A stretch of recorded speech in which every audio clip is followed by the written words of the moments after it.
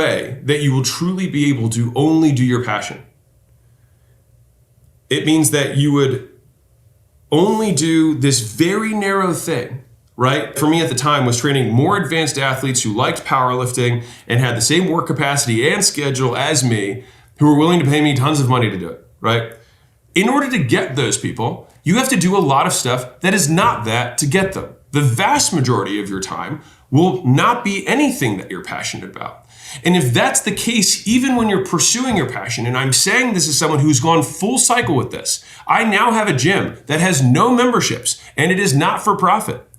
And I'm saying this, that it is okay to make money doing one thing and be passionate about another. And I recently filmed something where I was showing my home gym to Coop from Garage Gym Reviews. Shout out to Coop. Great guy. If you're into home gyms, check out his channel. Not affiliated. And he asked if I would invest in an equipment business. And the answer is yes, but not because it's a passion. I do have a deep interest and I know a lot about it. But like, think about what it really means to own an equipment company. I got to source metals. I'm not really passionate about that. I got to figure out logistics. Not really passionate about that. I'm gonna probably have to go reach out to different influencers and get them to start using my pieces and sending it out to them and getting feedback. Not really a passion.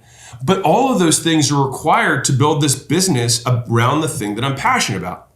And so the reason I'm making this is that most of the shit sucks, even if it starts as something you love. The passion is a very bad judgment filter. Everything within a business, especially if you're the owner, will suck because business is a funneling mechanism of the hardest and worst problems related to the thing that you supposedly love. Elon Musk talks about this where he says, there are problems that are too hard for anyone else to solve or problems that are too painful that no one else either can't solve it or they don't want to solve it. And so you have this idea, I'm gonna pursue what I'm passionate about. I'm gonna paint paintings all day. But even then, quickly, you're gonna be outpaced by the amount of paintings that you can probably produce. And so I said, there's only one way that you can truly do the passion is that you do not scale. You choose to paint your painting, you choose to make your wallets, you choose to do your level of consulting or whatever it is.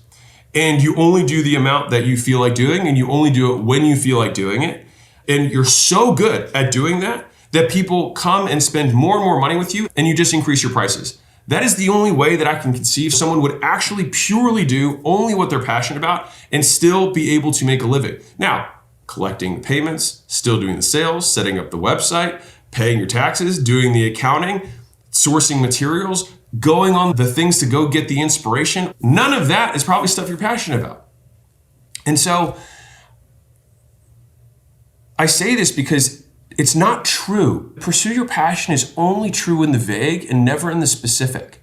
When you actually play it out, when you stop just believing the bullshit saying and just think, what does this really mean? It doesn't pencil. And I only say this as somebody who fucking went all the way with it.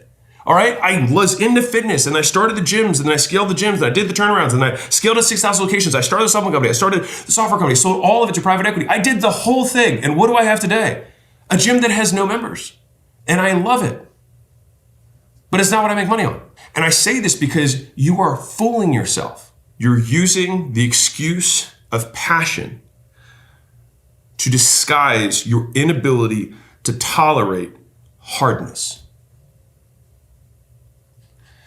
And so a huge amount of success really comes down to just executing day in and day out and solving problems intelligently and making decisions that are harder short-term and easier long-term.